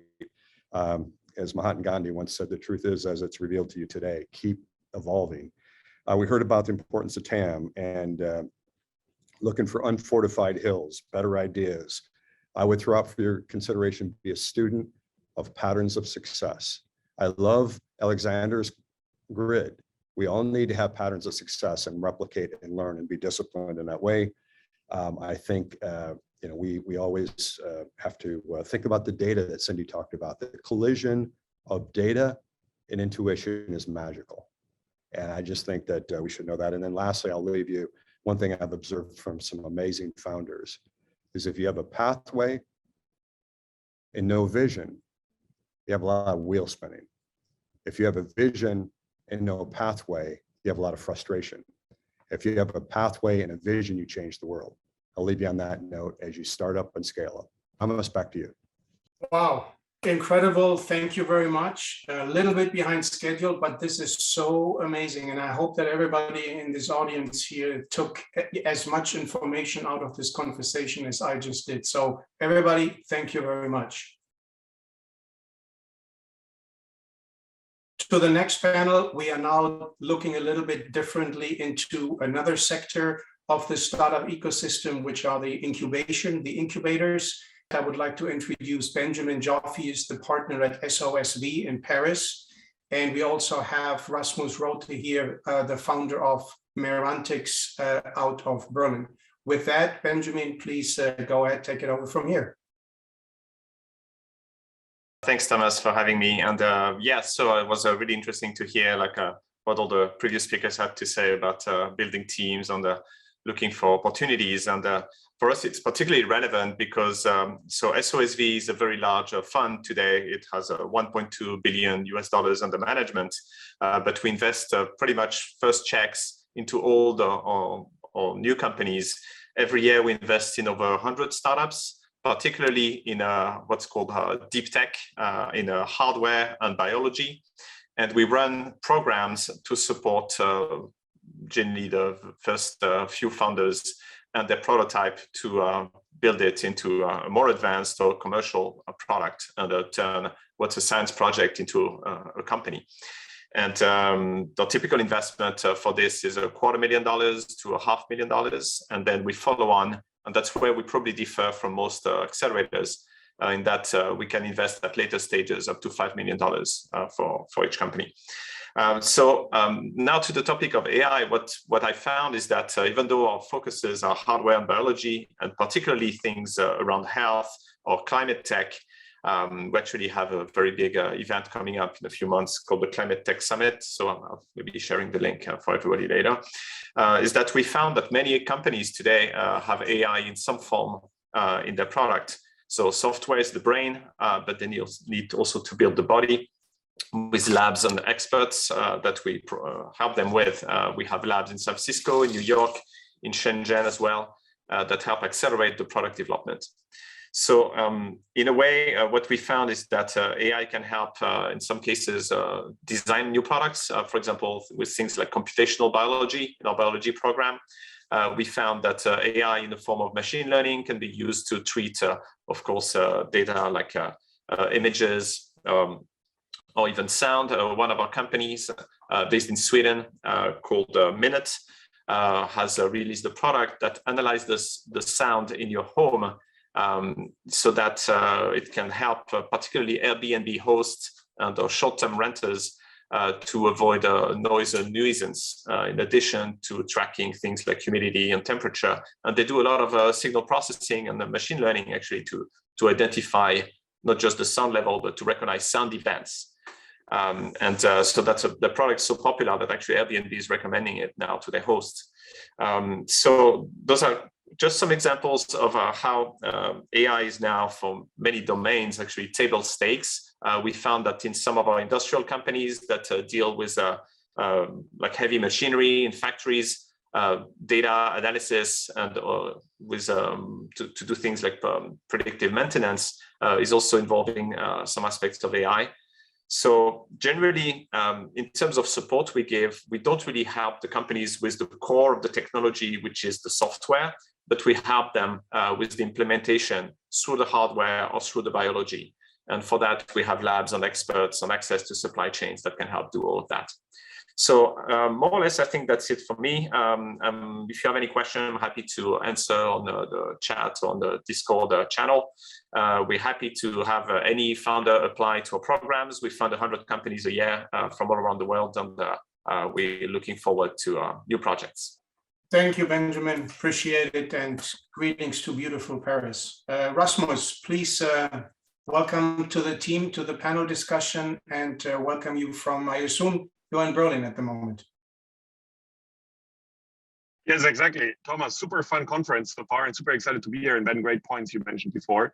I'm Rasmus. I'm one of the co-founders of Merantix. We're a venture studio building AI first companies. So we actually work with founders, ideate with them, and then when we have enough conviction, spin off a company and put up to around 3 million euros behind the company. We've started 6 companies so far in very different industries. And so as we also plan to start even more companies in the upcoming years, it's always very important for us to look out for new trends around AI spaces we are excited about. And I wanted to share some of them with you. So on the technological side, there's actually 3 things we're very excited about. So the first one is building more companies around natural language processing. I mean, just thinking about like how much time humans spend on writing and reading text, you know, it's immense. And so there's a lot of potential for automation there, and we will see the next wave of companies there. Secondly, generative models. So we've seen a lot of AI models that are very good at understanding data, but we see more and more models that are also actually good at generating data, whether it's video, text, but also could also be biological data. And then multimodality is another area we're very excited about. That's the third one. So as humans, we are also looking not just at images, or we're sensing stuff, or we're smelling stuff. We do all of that at the same time, and we will see a similar trend around AI models that will basically take in different data sources and thus can do much better predictions. Now, from an industry perspective, we're still very excited about pharma, healthcare, and biotech. We've started already 2 companies there. We want to do more there at the intersection, and that's similar to what also Ben said of these sciences and healthcare more broadly. With machine learning data, there's still so much to do. We're also very excited about manufacturing, anything shop floor related, whether it's robotics, predictive maintenance, quality control, operational efficiency, using AI on the shop floor. And then lastly, the whole space of cybersecurity, also from a European angle. There's big demand for cyber experts. So there's a lot of big potential for automation also, and need also, but also obviously as attacks become more complex, if you think about the human vector, there's more potential for using AI there. Structurally, we see a big trend around sustainability, both making AI models more sustainable, but also using AI to make the world more sustainable and fighting some of the challenges. We monitor the EU regulation quite closely. And then I think one area where we see quite some bottlenecks is on the hardware side as models become larger. So with the German AI Association really pushing large European AI models, the LIAM initiative, to make sure we have also larger hardware here in Europe. Now, as a studio, last year we had around 1,000 founders applying to found a company with us, and we work only with a few. So there's quite some process. We work with the founders. Generally, we look at two things. So on the founder side, like the most important question is really, do we believe, can this person attract like the best talent in the world? Would I work for this person myself? And does the person deeply care about the problem we want to solve? Because the journey, as we heard earlier, is it's very hard as a founder. There's a lot of ups and downs. So only if you really care about the problem, you will push through and go all the way. And then lastly, we want to see a founder and idea fit, just also because otherwise for some of these domains it's just very hard. And then on the idea, I think we look mostly at 2 time horizons. On the one hand, we look at it very short term, like what is the go-to market, what is the customer, what is the initial customer, what is the exact pain point. So really having our founders spend time out in the market and really evaluating that and being very, very close to the real problem. And if there's no pain point, then there's also no company. And the other part is kind of looking very much at the long-term vision. Is there like a long-term trend? Is the market long-term? Is it very big? And is there something we fundamentally think is true and will also not change as we go on the journey? And so, yeah, if you're interested in AI and venture studios in Berlin, feel free to reach out to me after this. I'm super excited for the next talks. Thank you very much, Thomas. Thank you. Thank you, both of you, for good feedback. Now let's move to the next panel. And obviously, particularly from a Europe perspective, in my opinion, privacy and ethics, particularly around AI, is a very, very important topic that needs to be discussed.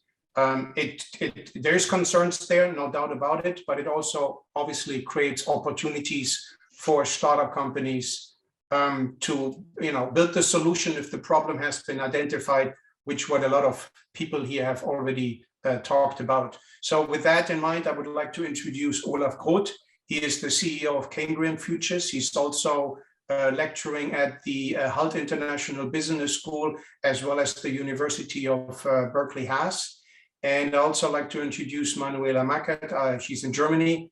Olaf is here in Berkeley, in the Bay Area. And Manuela is the former Chief Compliance Officer of Deutsche Telekom to talk about the privacy and ethical topics. Olaf, please take it from here. Many thanks, Thomas, and hello, Manuela. It is always a pleasure to be working with you and collaborating with you on a panel, as it is to participate in Transatlantic AI Exchange. Kudos to my friend Thomas for his entrepreneurial zeal and energy making this happen, a great initiative. Look, I think we've gotten a lot of really good impulses here over the course of this morning, or evening, I should say, in Europe. Greetings to Europe already, and one thing is becoming very clear, at least over the last hour that I was able to attend, and that is entrepreneurs in the cognitive era, as we say, the era in which we use AI to automate cognitive processes, are change agents for society. They're very, very important for society, for upgrading society, every society, and as such, they deserve our support. And at the same time, we've also gotten, I think, good indications here, especially on the last 2 panels, when we're going into the human, whether it's in pharma or bio, we heard human vector, we heard cyber, then of course we realize very quickly, and Salesforce incidentally is the glorious example of this, that in all these spaces, economics and ethics are tied by the hip, right, in this cognitive era. So we cannot ignore ethics if we ever thought we had that option. And, I'm embarrassed to say that in too many areas around the economy, we thought we had that option for way too long. That has gone away with artificial intelligence, and we have to confront this head on. So I'm very glad to be taking this entrepreneurially focused, but governance-centric conversation with Manuela forward. With that, Manuela, why don't you open us up? I know you're going to take a macro level down, and I will dock to that on the back end and close us out. Thank you so much, Olaf. It's always a pleasure with you. So coming from the compliance part, it was always my understanding to be a business enabler. And that means I have to anticipate risk from a holistic perspective. And that means I have to anticipate trends. I have to see business opportunities. I have to understand the business and to create value from my function as well. And so coming from the holistic perspective, it is starting with geopolitics. World leaders are facing a new great power competition. This is the ability to use new technologies, unlock new economic potential, manipulate social media, and threaten national security interests. So it is about competing for data and technology on one hand side, and for sure that means power and control. And the focus is formulating and implementing AI policies that provide an economic and security advantage. So AI information flows will potentially drive the greatest regulations, as these information flows determine what citizens know or perceive about their own countries and events there, and that what they know and understand about global events. And so accurate information is critical to government decision and policies. So the government, and you see it, what is coming out, the rules from China and our other countries which are now having their own policies, and even cities, governments striving to build appropriate digital infrastructure, collect and control digital data. And for sure, the society is watching this, and that means there is a growing public criticism of technologies that collect data for commercial purposes, public surveillance, and security. And so there is, and I influence as well the EU regulation with the things I had already implemented within Deutsche Telekom universe. So there is a European maxim, level playing field for all who wants to do business with data in Europe. And so AI is about to become the central processing engine for all data. And the key element for the ambitious European data strategy is the AI regulation. And so this is a systematic promotion of value-based technology with a risk-based approach. And so it is about a new value-orientated risk management tool where we have a desire to have a specific risk classification to determine appropriate regulatory measures.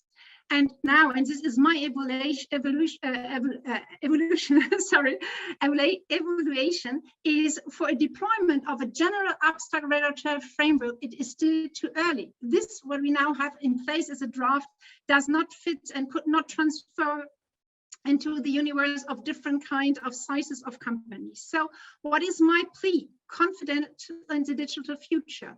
And I'm absolutely convinced, and that is what I already established in Germany, is about an AI ethics ecosystem, about different actors, e.g. public authorities, legislator, industry, research, NGO, bringing them together, and a different kind of bundles of measures is required. But firstly, and this is very crucial, we have to have a definition and delimitation of technology. Then responsibility needs transparency about the modes of operation and possible consequences of AI deployments. So the interoperability and the necessary high quality of data must be ensured. And so the regulation is now more focusing on the risk assessment and diverse control points. So the risk assessment now is about transparency on one hand side, system related, and on the other hand side, on application related risk. And that is what I established as well as Deutsche Telekom Group. And this ethic by design. This is a setup as a mandatory factor from the beginning of the development process and implemented in existing procedures. You don't have the time and you don't have the money as a normal company to have extra bodies or extra procedures. So implement it in what you find in your company. And this is an important issue, is the data quality. We label this as design by value. This is the most crucial part as well, because often you don't know which kind of sources do you have and what is the quality about the data in the end. And as well, and this is new, and I guess it is what you really need for the future, that is always a technology impact assessment regarding the use of the respective AI system. And for sure, it is the introduction of specific certification and standardization. One base for sustainable economic research and development is also a central component of the value chain. And the fundamental question in AI research, such as comprehensibility, explainability, robustness, and security, have not been clarified yet and require a further research efforts better exploit the full potential of AI. And so, the existing European AI Research Center need to collaborate more closely and collaborate with industry and public authorities. So, Olaf, this is my plea from my perspective and what I've experienced so far, and I find out that it worked quite properly. So thank you so much, Olaf. Now it's your part. All right, thank you very much, Manuela. Always a tour de force. I appreciate that. Let me connect to a couple of things that you said. First of all, you started with, with geopolitics, right? The Ukraine, the war of Russia and Ukraine. Many of us who are AI entrepreneurs might say, well, what the heck does that have to do with me? Might I remind everybody that Ukraine and Russia are the crypto capitals of this world? What's going to happen with crypto? What's going to happen with the AI solutions that entrepreneurs like we put in place to enable that? What is going to happen with various digital actors using AI to cancel out Mr. Putin, for instance? So what I'm trying to say here is I can't go into this, but I'm happy to have offline dialogue that entrepreneurs are actually now being used by both positive and illicit elements around geopolitics. Weaponization is one term that we hear all the time. You have to be aware of the context on a high level. There are what we call the knights of the cognitive era that are innovating on AI as a national purpose around defense.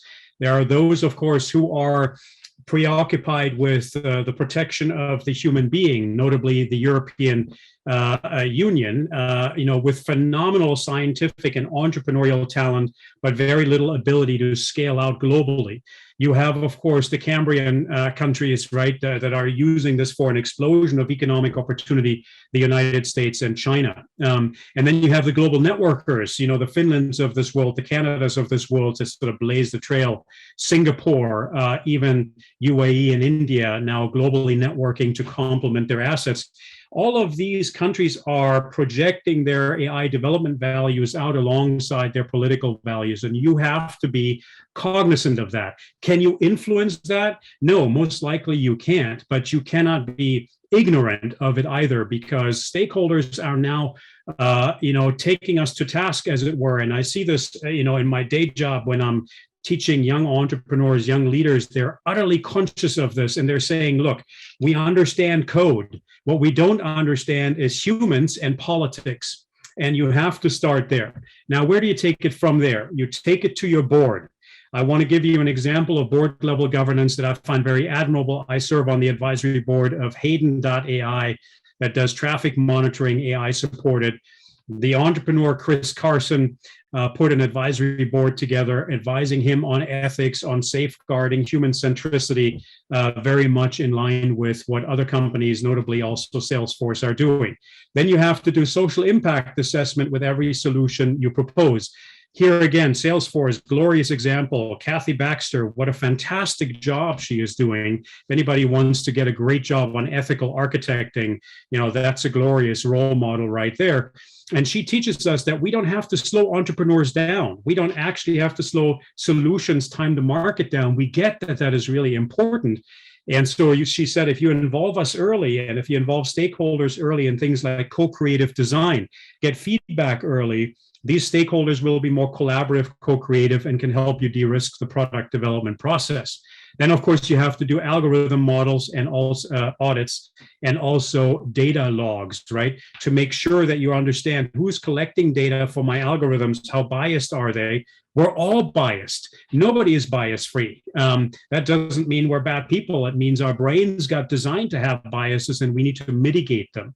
So those 4 levels of corporate oversight, social impact testing, down to algorithm auditing, down to data logs and data really labels, just in terms of logging who is collected, how are they processing the data, how are they cleaning the data or not. Really important. At the end of the day, though, the most important thing for all of us who are entrepreneurs, who are entrepreneurial executives, is start to talk to your stakeholders early, to your regulators early, create sandboxes, go into markets where regulators are willing to create a sandbox to let you play in a safeguarded way, to then scale out bit by bit and de-risk your solution. See, the fallacy is to think that ethics governance has to slow you down, has to wreck your solution, but it doesn't. It can make you faster because you don't have the backlash to contend with, either from a heavy-handed regulator or from the public and social media. So to play with regulators and stakeholders in sandbox is really important. Another global and glorious example here is, of course, Rwanda with their drone regulation, facilitated by the World Economic Forum, experimentation on the ground, cutting edge regulation around a pilot case. See, a lot of times when we have pilot cases, the highfalutin principle conversations that we have on a global level, they go away, the conflicts go away because people see the solution as it is on the ground can actually be risk mitigated fairly easily, right? So that's what it all boils down to. Mind the 4 levels, keep an eye on the context, but experiment on the ground because that's where the rubber hits the road. So with that, I'm going to close out here. I know we're a little behind time anyway. Thank you so much, Manuela, for teeing us up. And I suppose back over to you, Thomas. Excellent. Thank you, Manuela, and thank you, Olaf. It's yet another example that the topic in itself is incredibly important and needs to be discussed further in much more depth. It is important for the overall AI ecosystem, so I will definitely invite you and other people who have similar ideas and value to share to create another independent type session around this topic to really have a deep dive conversation about all of this. Now, with that in mind, yes, it is correct. We are running only 5 to 10 minutes behind, probably 10 minutes. I can only assure everybody, please stay with us. Spend the additional 10 minutes with the next panel. We have 5 experienced entrepreneurial startup CEOs participating in the conversation, moderated by Ragnar Kruse. Ragnar is the founding partner and managing director of the AI Fund and co-founder of AI Hamburg and AI Invest. In addition to that, Ragnar Kruse and also my dear friend Peter Vorsteher are both my partner in crimes on bringing you all the Transatlantic AI Exchange to you virtually every single month. So with that, Ragnar, take it from here, please. Thanks, Thomas, and also thanks, Olaf. I could continue listen to you for the next half an hour for sure. So very happy to moderate this session. I'm Ragnar Kruse. Thomas already made the introduction, partner of, at AI Fund, a venture fund investing in European AI companies, co-founder of AI Hamburg, Transatlantic AI Exchange, AI for Germany, and least not last, the AI Startup Hub in Hamburg. Yeah, so a lot around AI startups. AI startups are the speedboats for innovation to make our world better. So therefore, let's collaborate, let's work together, join the Transatlantic AI Exchange. Yeah, so and so now let's hear some of those founders of AI startups from Europe about their learnings, AI use cases and opportunities, and what they have to say. So therefore, I would move to our first one, George. George, please, you have the stage. Thank you, Ragnar. So I'm George Frangu. I'm Massive Analytics founder and group CEO. And this evening, I'm going to give a brief talk on explainable AI and why it's absolutely necessary for value creation, and not just in the latest line of AI sound bites. So AI has become something of a buzzword in the last decade. Many claim to be creating it. Many want it for themselves or their business. Some even fear it. But the stats show that AI as a decision-making tool for enterprises is far from mature. Most enterprises face all kinds of barriers to adoption. Some of these are technical, some data governance related, skill shortages and the like. However, the biggest and most common stumbling block is culture. In other words, trust. I think it goes without saying that to begin creating value from AI, we must first implement it. But most businesses are reticent to hand over decision-making to a machine. Why is that? Well, it's twofold. One issue is accuracy. Do I trust that the AI has got it right? Will it get it right repeatedly? Not just to create value, but to prevent losing value. Secondly, how can I know if the AI has got it right without taking the plunge when the processes the AI uses to make predictions and make decisions aren't easily understood? AI should be about de-risking decision-making, helping you make the right decision at the right time.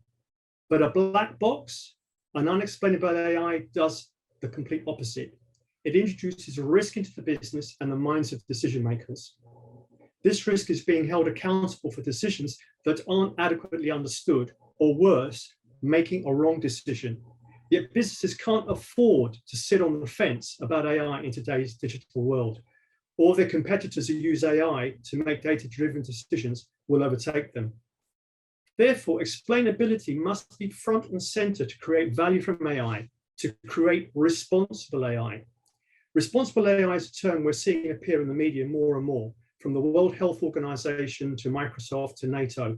Organizations, businesses, and government bodies are all talking about responsible AI, which, among other things, requires making AI explainable. But what's meant by explainable AI? Well, another word for it might be interpretable, putting the processes behind the AI into simple business language, explaining the connections that are being made and having traceability to follow the AI's journey from data to decision. Then there's transparency. How many times has AI made the news for the wrong reason? You could detect bias and protect against techniques that might have misinterpreted the data before entering circulation with transparency. Remember, the AI must be accurate to create value. Well, suppose you can characterize an AI model, its accuracy, fairness, parameters with the outcomes. In that case, you can train that model better, get more accurate insights, avoid missteps, and therefore create even more value.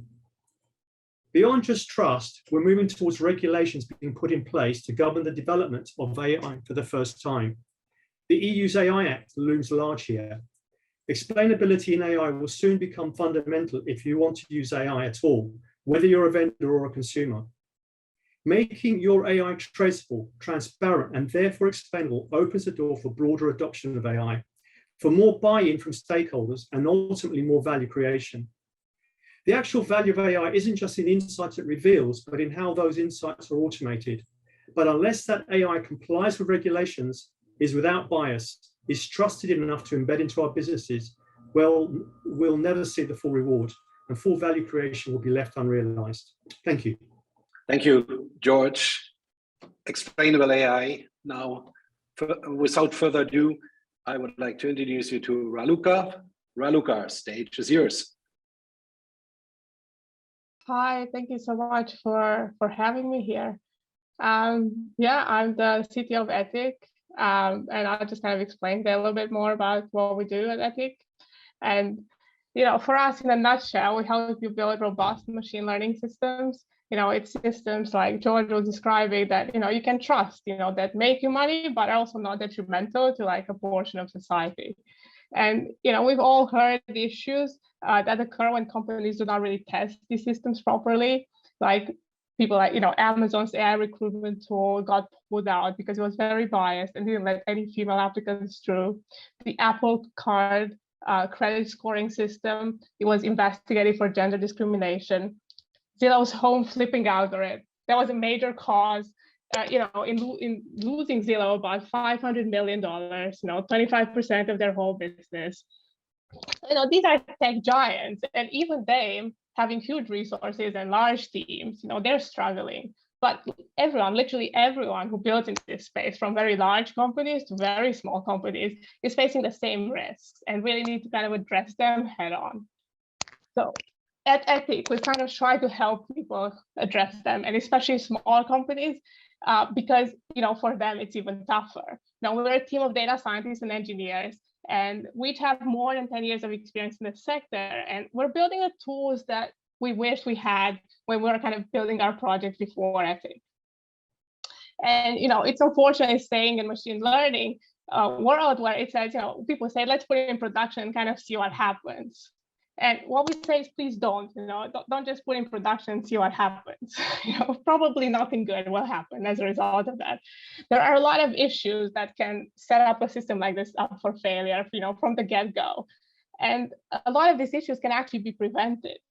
And finding and fixing these issues earlier on means the model will perform better. You won't have to waste time debugging a live system, and your overall risk will be reduced. And our own approach and our tools are a lot about helping the people that build these systems, helping data scientists, helping the ML engineers and the ML teams. test their systems more properly and have the testing in place from build, like, as soon as, like the data stage through to build and through to production. Because, you can have a lot of issues, from leakage, accuracy, unintended bias, and then you move on to drift, robustness, explainability, like George was mentioning. So all of these issues need to be tested and tested thoroughly and tested as many stages as applicable in the process.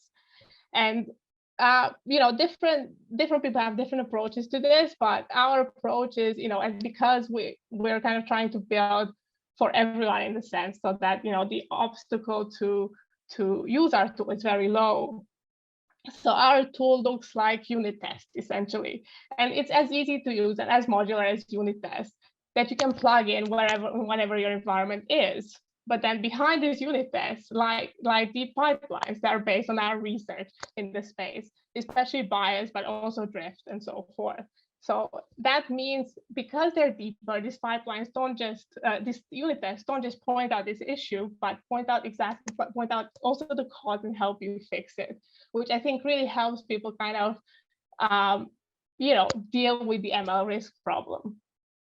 And, the output from this test is also collated and aggregated for you so that, everyone in the business can have a bit of an idea of, how risky is this model, how accurate will be, what's the potential of it? Because really this ML risk problem is a problem for everyone.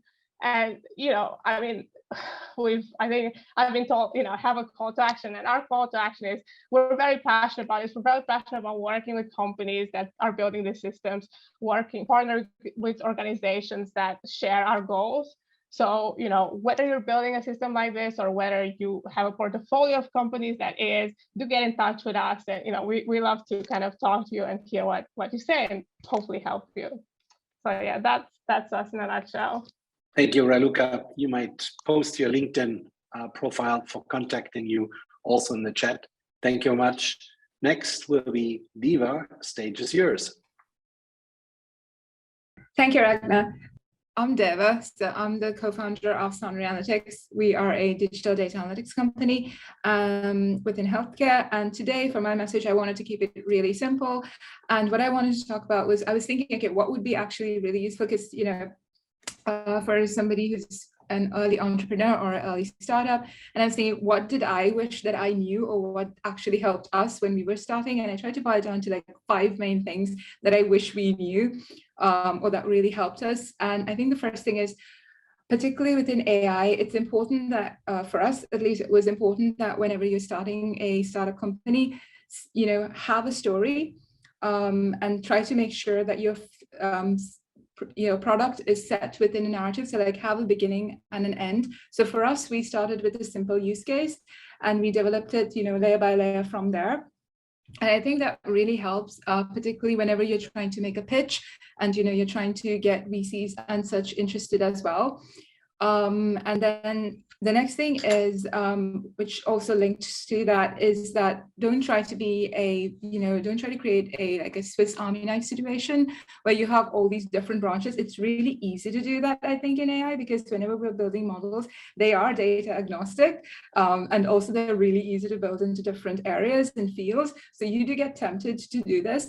And while that's brilliant, if you're a mature company or, you have a bit more staff and a bit more resources, I think at the start, if you try to go down the route of you're going to build all these different branches and come up with all these lots of different ideas, it is going to be tougher, particularly when you're trying to convince VCs. Again, that is not to say you should ever stop research and development. It's just that you should try to focus on the main area, the main branch, and perfect that before you try to bring into production any other branches or ideas you have.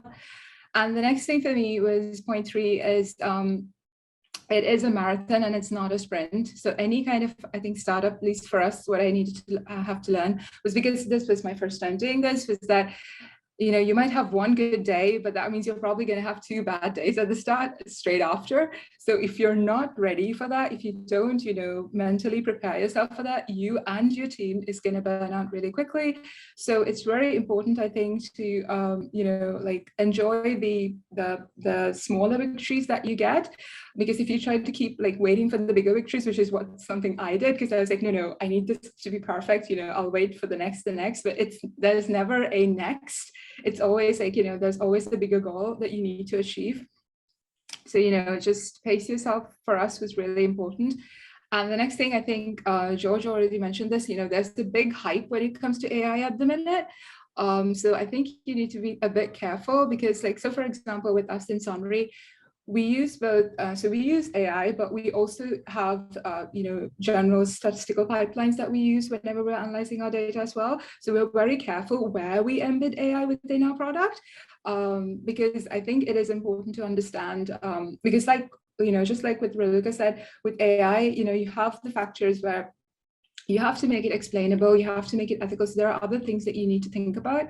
So if you try to embed AI for the sake of embedding AI and, you know, to make it sound cool to your customers or your VCs, you are going to end up in a bit of a model. So it's important to make sure that within your product, you identify where you need it and for what customers you need to use AI, and go with that. And then the final point I would say is that you shouldn't be afraid of criticism. And especially, I think it's important that you should not try to take any criticism that you get personally, especially if you're a founder or if you're the person who developed your product. It's very easy whenever you get, you know, you get the no from a VC, or your customers and like, you know, getting the product, like they're not quite happy. It's very easy to feel like personally offended. At least I did feel like that at the start. But the thing is, you need to make sure that you don't take it personally. And it's a really good thing. You want them to tell you what's wrong, or you want them to tell you what they're actually thinking. And it really helps for you to develop your models and make sure that you know, you're doing a better job. But yeah, so I wanted to keep it like really simple. But yeah, that's my piece. Hi, Deva. Thank you very much. Thanks for advice and never give up. Finally, I would like to give the word to Vladislav. The stage is yours. Yeah, so on the topic of value creation AI, I can share an example from the autonomous driving industry, which of course has the potential to create tremendous value in multiple trillion-dollar markets. To give you some context, I've been working in computer vision AI for almost 17 years now, since the early days of the DARPA grant challenges. Back then, some of the bottlenecks to autonomous driving, such as computer vision, seemed roughly insurmountable. But with the advent of deep learning, it became possible to make a great deal of progress towards solving computer vision. However, technological progress has been overestimated at certain junctures in the development of the autonomous driving space. You know, in particular, there was a lot of hype in 2016, which culminated in the acquisition of Cruise by GM that year.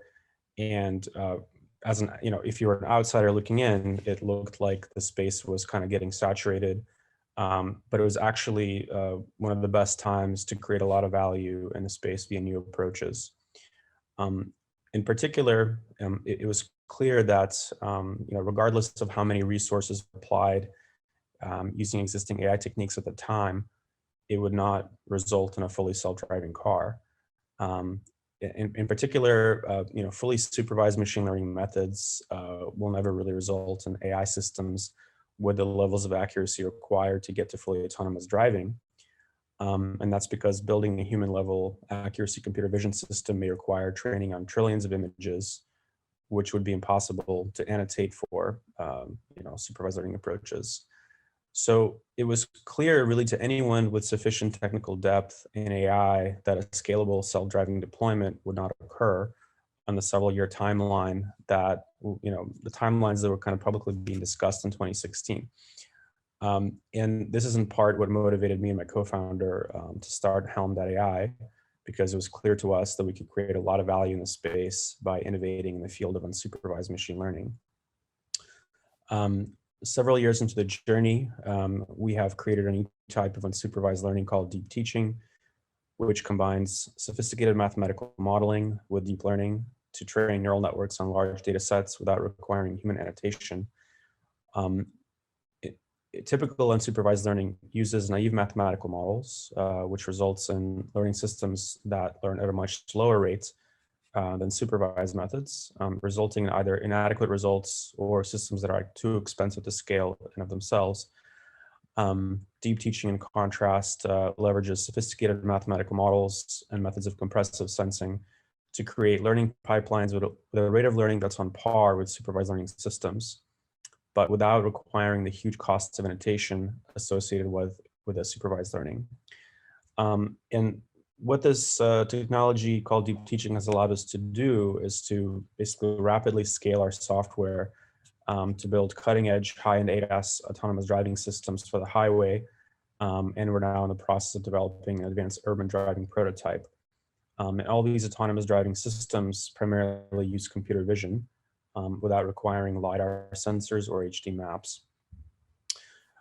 So going, the same way that even say supervised methods for building advanced computer vision systems seemed impossible back in 2006 and became possible, a decade later, unsupervised learning looked intractable in 2016, but actually we are now in the position of having scalable unsupervised learning methods that will solve computer vision in the coming years and will make large-scale L4 deployments possible. And so the punchline here is that choosing the right approach and timeline to scale that approach is critical. While dramatically scaling an autonomous driving company in 2016 seemed pretty fruitless to us because the technology simply wasn't there yet. And indeed, most companies that tried the blitzscaling approach in 2016 did not actually survive. It is now 2022, and it's absolutely the right time to scale up autonomous driving efforts toward at-volume deployments because this better approach to L4 technology is now maturing. And in particular, this capability of Helm AI technology to scale the right way depended critically on focusing on the appropriate unsupervised learning technologies in the last few years, technologies which were not prioritized by companies with earlier growth inflection points. Ladislav, thank you very much. Look forward to this, to get around all the constructions in Hamburg in an autonomous car. Thank you very much. And I hand over to Adam and Thomas. Thank you. Thank you very much. I know we were a little bit over time, but I would say thank you very much to all speakers, getting 24 individuals who are busy with their own calendars and running their own businesses. I hope the audience appreciates that the time spent by individual here in this session and sharing the knowledge, the preparation of the team behind this whole thing. This was an enormous, successful conference. I personally got a lot of value out of the individual's feedback. I want to big time thank Adam for cooperating with me on this incredible idea. And hopefully we see each other in October, and there are TIKE sessions in between. Again, we're looking for speakers, follow us on TIKEs. But the last word, I would like to give the honor to Adam. Thank you, everybody. Yeah, thank you, Thomas. I thought it was a really, really good conference. Amazing speakers. And after 2 hours, we still have over 300 people. That's incredible. It's unheard of. We had over 1,200 people throughout the event. And I'm really looking up to the follow-up, which is most important. So the further TIKEs events and also the conference we're doing in October. Looking forward to it. Thanks, everyone. Thank you, everybody. Stay safe. Bye.